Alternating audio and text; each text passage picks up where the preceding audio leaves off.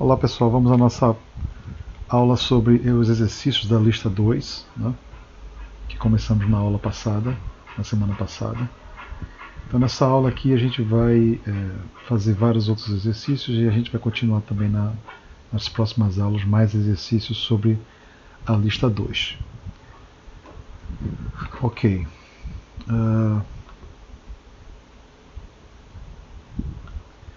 Muito bem, na aula passada a gente terminou um exercício, que era o exercício do capítulo 3, questão 11 do livro do Andrade. Nesse exercício nessa aula a gente vai começar com o exercício 2 do capítulo 3 do livro do Andrade, da página 92. Bom, o exercício é simplesmente para a gente exercitar o conceito de conjunto-imagem, né? É um exercício simples, porém, só para vocês treinarem o conceito de imagem, conjunto-imagem de uma transformação. Então, o exercício pede o seguinte: seja T uma transformação linear de R2 para R2 da seguinte forma: Txy é igual a x mais y na primeira coordenada, e na segunda coordenada é simplesmente y. Ele considera um subconjunto C do R2 no domínio da seguinte forma: conjunto dos pontos no plano, onde x² mais y² é igual a 1, ou seja, é a circunferência no plano R2. Ele pede para você calcular a imagem de T, né, sobre essa circunferência. Tá certo? É o conjunto imagem T calculado no conjunto C grande. Bom, por definição, né, T aplicado nesse conjunto C é o conjunto de todas as imagens Txy, onde x e y pertence a C, que é a circunferência de raio 1, né, centrada na origem. Tá certo?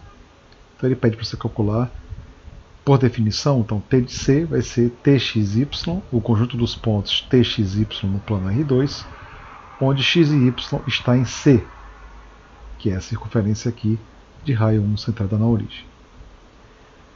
Bom, quem é Txy? Txy, a gente olha aqui para a nossa definição, vai ser igual a x mais y na primeira coordenada e y na segunda coordenada. Então eu preciso calcular o conjunto dos vetores no plano, que estão da forma x mais y, y, onde x e y pertencem a essa circunferência C grande. Certo? Muito bem. Pertencer à circunferência C grande, a gente tem uma forma explícita para quem é x e y. Um vai ficar em função do outro, né? Então repare o seguinte, né? Como x ao quadrado, x e y está em C grande, se somente se, né, x ao quadrado é igual a 1 menos y ao quadrado. Certo? E isso acontece se somente se o módulo de x ao quadrado tem que ser igual à raiz quadrada de 1 menos y ao quadrado. Certo? Agora, o módulo de x ao quadrado é simplesmente módulo de x. Então, para que isso aqui seja um número não negativo, né, módulo de x seja um número não negativo, o que vai acontecer é que y tem que estar, né, entre menos 1 e 1. Certo? Y tem que estar entre menos 1 e 1. Bom, então eu sei que o conjunto da imagem TC grande, ele vai ser formado por esse conjunto aqui, né, cuja primeira coordenada é x mais y mais x. Ora, se x for positivo, né, então x tem que ser igual a raiz quadrada de 1 menos y ao quadrado, mais y, vírgula y. E se x for negativo, ele vai ser, por isso eu coloquei aqui a união, né? Se x for negativo, então eu vou ter que unir com esse outro conjunto aqui. Quando x é negativo, então esse conjunto pode ser descrito então como sendo menos raiz quadrada de 1 menos y ao quadrado mais y, vírgula y. Certo? Eu simplesmente decompus, né, esse conjunto em duas partes, quando x é positivo e quando x é negativo. Isso explica essa união. Quando x é positivo, o x tem que tem que ser igual à raiz quadrada de 1 menos y quadrado, mais y. Perdão, raiz quadrada de 1 menos y quadrado, o x, né?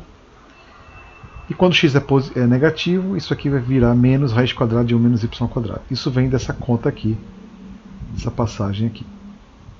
O módulo de x é raiz quadrada de 1 menos y quadrado. Certo? Portanto, então, o conjunto de imagem T, no conjunto de imagem TC grande, né, ele pode ser escrito dessa forma aqui. E aí a gente resolveu o exercício pedido para calcular o conjunto de imagem TC grande, onde C grande é a circunferência de raio 1 centrada na origem. Ok? Muito bem, outra questão é a questão 3, do capítulo 3, novamente do livro do Andrade, página 92. Ele pede para você determinar o núcleo, o kernel e a imagem da transformação da letra A. Certo? Essa questão tem várias outras letras, eu só peguei a letra A. Então vamos lá resolver, né? Primeira coisa, a gente precisa saber a definição de kernel, de núcleo, né? Por definição, o kernel dessa transformação T vai ser o conjunto dos pontos no domínio da minha transformação, que no caso aqui é o plano, é o R2. XY pertence ao R2, tal que T de XY é igual ao vetor nulo em R3. Certo? Bom, TXY a gente sabe quem é, então a segunda igualdade também vale, né? Conjunto dos pontos x e y no plano, tal que y menos x tem que ser zero, né? 0 tem que ser igual a zero, e 5x tem que ser igual a zero. Ora, isso aqui só vai acontecer, né, se tanto x quanto y forem zero.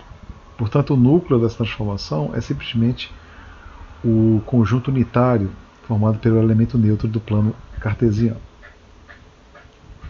Já a imagem vai ser quem?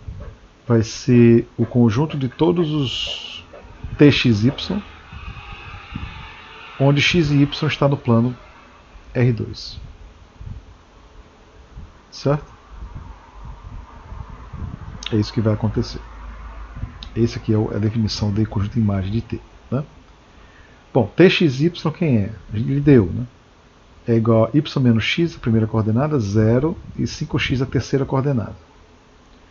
Então é o conjunto desses pontos aqui em R3, desses vetores em R3, onde y e x pertencem ao plano cartesiano. Ora, mas você pode decompor esse conjunto como combinação linear de dois vetores, né? 1, 0, 0 e menos 1, 0 e 5. Repare que essa primeira coordenada aqui, y menos x, pode ser escrito como sendo y multiplicado por 1 menos x mais x multiplicado por menos 1.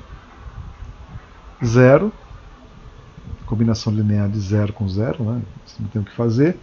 E 5x é simplesmente, eu vou colocar 0 na terceira coordenada, nesse vetor 1, 0, 0, e colocar 5 nesse outro vetor. Então, esse tipo de raciocínio a gente fez exaustivamente na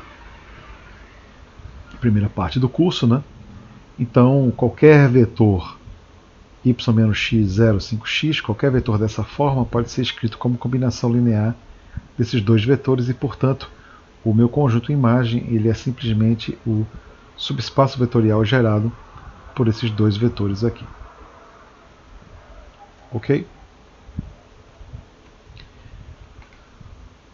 Ok, vamos lá. A questão 9 do capítulo 3, livro do Andrade. Essa foi uma questão que, por coincidência, um aluno perguntou para mim no Teams, na nossa reunião do Teams. Vamos fazê-la aqui em detalhes, tá certo? Vamos lá. Determine uma transformação linear de R3 para R3, tal que o núcleo, o kernel da minha transformação é simplesmente o vetor, o subespaço gerado por um vetor só. 1, 1 e 0. Ele pede para você determinar uma transformação linear de R3 em R3 que satisfaz essa condição aqui. Bom, a primeira coisa que você tem que observar é quais são as características que essa minha transformação T tem que ter, dado que essa informação é dada. Se o núcleo, o kernel, é o subespaço gerado por esse único vetor, o que essa informação me dá a mais para eu construir essa transformação linear? Tá certo? Então é esse raciocínio que a gente tem que fazer. Bem, ele disse que essa transformação linear de R3 para R3, o kernel tem que ser igual a esse subespaço de dimensão 1. Ok, se isso é verdade, o que eu tenho a mais de informação para construir essa transformação linear? É isso que a gente está querendo saber para construir a nossa transformação, tá certo? Bom, a primeira coisa que a gente pode inferir, como eu acabei de falar, é que a dimensão do kernel é 1. Bom, se a dimensão do kernel é 1, pelo teorema do núcleo e da imagem, certo? Eu sei que o domínio do contradomínio da minha transformação linear, né? Perdão, a dimensão do domínio da minha transformação linear, que é R3, né? Tem dimensão 3. Isso aqui tem que ser igual à dimensão do kernel de T. Isso aqui tem dimensão 1. E, portanto, a dimensão da imagem dessa tal transformação linear que a gente gostaria de achar tem que ter dimensão 2. Então, vamos lá. Eu sei que essa tal transformação linear que a gente quer achar, ela tem que ter duas características. O núcleo, o kernel da minha transformação, tem que ser o subespaço gerado por esse único vetor. E a dimensão da imagem tem que ser igual a 2. Então, essa é mais uma informação adicional que eu sei devido a essa informação aqui que ele deu. Vamos lá. Como é que eu vou fazer então? Como é que eu vou achar essa transformação linear? Que existem vários, né? Ele pede para você determinar uma. Bom, ele deu um vetor, 1 e 0, que ele diz que esse vetor aqui, a imagem desse vetor, pela transformação T, tem que ser o elemento neutro. Certo? Bom, então eu vou aumentar esse conjunto em 2 caras a mais, para achar uma base de R3, de forma que esse conjunto seja linearmente independente, e portanto uma base de R3. Então a forma mais natural de fazer isso é você pegar os vetores da base canônica, né? O segundo e o terceiro. O primeiro eu vou dizer que é 1, 1 e 0. Então beta, obviamente, ele será um conjunto linearmente independente, e portanto uma base. Bom,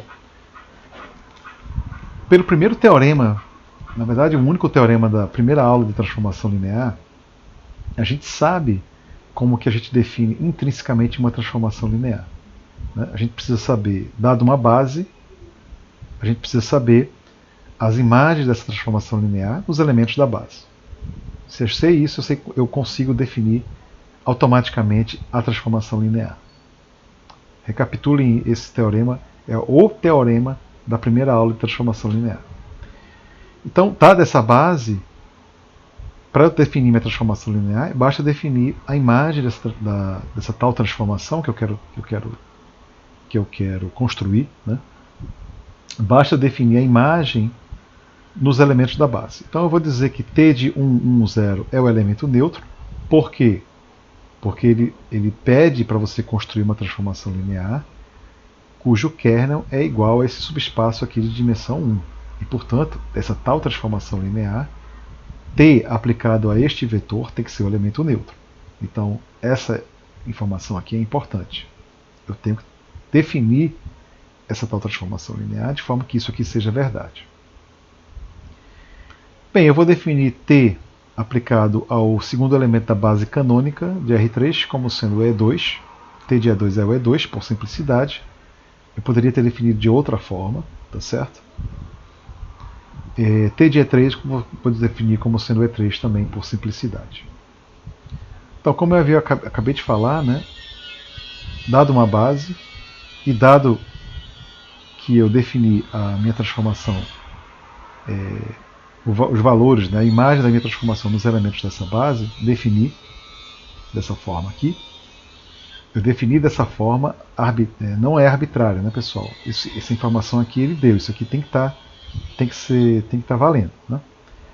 Isso aqui eu defini por simplicidade. Uma vez que você definiu a imagem dessa transformação nos elementos da base beta, você conseguiu definir toda a transformação. E a gente sabe pelo teorema da primeira aula, né, de transformações lineares, a gente sabe que txyz, então, ele será dessa forma aqui. Onde x1, x2 e x3 são as coordenadas do meu vetor xyz na base beta. Eu sei quem é t de 1, 1, 0, isso aqui é o elemento neutro. T de E2 é o E2 e T de E3 é o E3.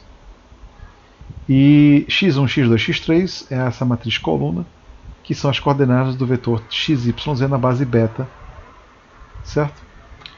Bom, a base beta é formada pelos vetores 1, 1 e 0, o E2 e o E3, que são os segundo e terceiros elementos da base canônica, respectivamente. Então é fácil você calcular quem é x1, x2 e x3. Né? Você resolve esse sistema facilmente. Né? Então x1 tem que ser igual a x, x2 tem que ser igual a y menos x e x3 tem que ser igual a z. Uma vez que você calculou as coordenadas, você então sabe explicitamente a minha transformação linear. Então, meu candidato a aquela transformação linear que ele determinou, né, que ele pede para você achar, então será o seguinte: txyz vai ser igual a x1 é igual a x, né? Então coloquei aqui x1 igual a x, x2 igual a y menos x e x3 igual a z. Substituí e cheguei que txyz tem que ser igual a 0, primeira coordenada, y menos x segunda e z a terceira coordenada. Então esse vai ser o meu candidato a ser uma transformação linear cujo kernel seja igual a esse subespaço gerado por esse vetor 1, 1 e 0. Bom, observe que essa minha transformação que eu defini, ela satisfaz o que ele pediu. Por quê? Porque o núcleo dessa transformação, né, ele vai ser o conjunto dos pontos dos vetores no R3, xyz, onde txyz é 0, é o vetor nulo. Ora, isso aqui só vai acontecer, né, 0, y menos x e z será igual a 0 se somente se z é igual a 0 e y é igual a x. Y é igual a x. Certo? E, portanto, esse núcleo ele é de fato gerado, né, pelo único vetor aqui que ele definiu aqui, né, que ele deu, né, que é o subespaço gerado pelo vetor 1, 1 e 0. Esse subespaço é igual a esse subespaço aqui. E aí a gente achou a nossa transformação linear. Certo?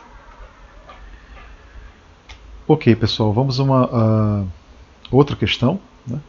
Exercício 10 da página 93 do mesmo livro do Andrade. Determinar uma transformação linear sobrejetora de R3 para R2 que satisfaz essa relação aqui. T de 1, 1, 0 tem que ser igual a T de 0, 0, 1. Bom, o raciocínio é essencialmente igual ao que a gente fez no exemplo passado. Dessa informação, eu quero extrapolar outras propriedades que essa minha transformação linear tem que ter, e de posse de todas as informações possíveis que essa transformação linear tem que ter, eu quero construir essa transformação que satisfaz o que ele pediu. Certo? Bom, no exemplo anterior, ele deu uma informação sobre o kernel. Aqui ele dá uma informação sobre a imagem dessa transformação.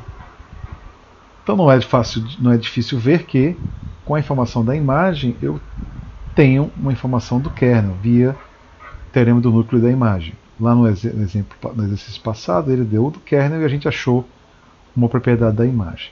Tá certo? Então ele deu aqui uma informação sobre a imagem e da imagem eu consigo achar informações sobre o kernel. Pelo teorema do núcleo da imagem, eu sei novamente então que 3 é igual à dimensão do kernel mais a dimensão da imagem. Muito bem, ele diz que a minha transformação linear tem que ser sobrejetora. Então a dimensão da imagem tem que ser igual a R2, porque o contradomínio dessa minha transformação é o R2. Então a imagem tem que ter dimensão 2. E, portanto, a dimensão do kernel tem que ser igual a 1. Então, olha só, eu preciso de uma transformação linear sobrejetora de R3 para R2 que satisfaz essa propriedade aqui. E que, necessariamente, a dimensão do kernel tem que ser 1. Certo? Muito bem, mas eu tenho mais uma informação, que é a seguinte. Ele disse que t de 0 tem que ser igual a t de 001. Repare que essa informação ela é verdade se somente se t de 1 menos 1 é igual ao vetor nulo. Certo? Então, essa minha transformação linear, ela tem que ser a transformação linear que satisfaz essa linha 7 aqui. O kernel tem que ser igual a 1 e menos 1, e a imagem de t 1 e menos 1 tem que ser o vetor nulo. Eu acho que eu fiz muito rápido essa passagem 7 aqui. No próximo slide vai ficar mais claro, né? Essa transformação linear, ele tem que ser uma transformação linear sobrejetora e que a imagem do vetor 1 e 0 tem que ser a imagem do vetor 001. Eu afirmo que ser sobrejetora, né, e satisfazer essa condição é equivalente à linha 7. É isso que eu quero mostrar. Primeiro passo, primeiro argumento para resolver essa questão. Certo? Então, essa informação ela é equivalente a essa informação aqui. E essa informação aqui também. O núcleo tem que ter dimensão 1 e é gerado por esse vetor 1 e menos 1. Vejamos por que isso é verdade. Para o seguinte, por hipótese, ele está dizendo que isso é igual a isso. Portanto, t de 110 menos t de 001 tem que ser o vetor nulo. Né? Como t é uma transformação linear, então esta linha aqui de cima é equivalente a dizer que t de 1 e menos 1 é o vetor nulo. Não é verdade? Porque minha transformação é linear. Então t 1, 0 menos t de 001 é igual a t aplicado ao vetor 110 menos 001, que é o vetor 1 menos 1. Né? 1 menos 0 é 1, né? 1 menos 0 é 1 e 0 menos 1 é menos 1. Portanto, essa segunda linha aqui é verdadeira. Então, isso aqui é 0, se somente se t de 1 e menos 1 é o vetor nulo. Certo? E isso daqui vai valer se somente se t de 110 é igual a t de 001, óbvio, né? Porque isso aqui é equivalente a essa linha. E o kernel também. O kernel ele tem que ser gerado por esse vetor 1 e menos 1. Certo? Isso é verdade por quê? Repara que se t de 1 e menos 1 é o vetor nulo, qualquer combinação linear desse vetor tem que ser 0. Tá certo? Qualquer combinação desse vetor tem que ser 0. E, reciprocamente, se o kernel é igual a o kernel de t é igual a esse subespaço, em particular t aplicado nesse vetor 1 e menos 1 tem que ser o vetor nulo. Portanto, a transformação linear que você precisa achar é a transformação linear, né, sobrejetora, tal que o kernel dessa minha transformação tem que ser igual a esse subespaço aqui. Então, qualquer transformação cuja o kernel é esse subespaço aqui vai estar valendo. Porque aí a dimensão desse kernel vai ser igual a 1. Isso aqui vai ser satisfeito. E ela vai ser automaticamente sobrejetora, porque a dimensão do kernel é 1, a dimensão da imagem será 2 e, portanto, a minha transformação linear será sobrejetora.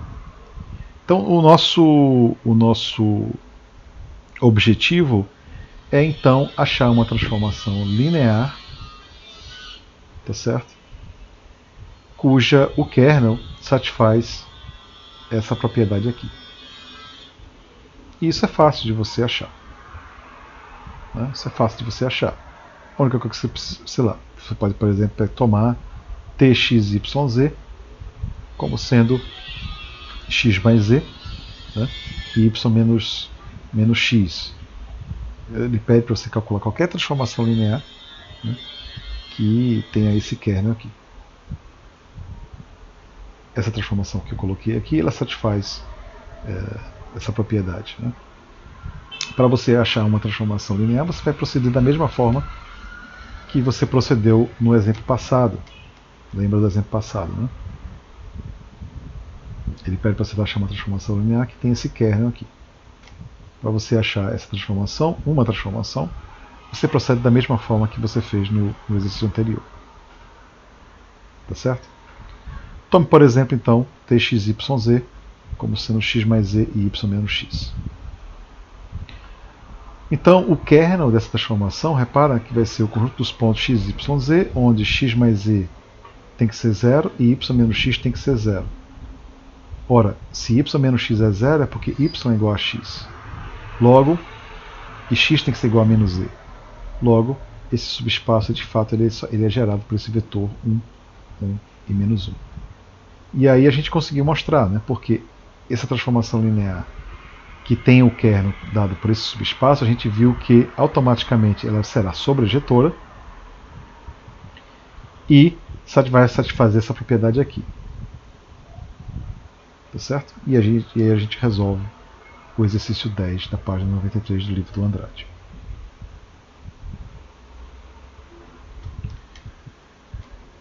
Ok, pessoal, eu vou parar por aqui e na próxima aula a gente vai continuar nossa discussão com o exercício 11 do livro do Boldrini, página 172, resolver esse exercício aqui, tá certo? É um exercício importante porque ilustra muitas questões, né, sobre a matriz de uma transformação linear. Então, na próxima aula a gente continua a partir desse exercício 11 aqui. Um abraço, pessoal.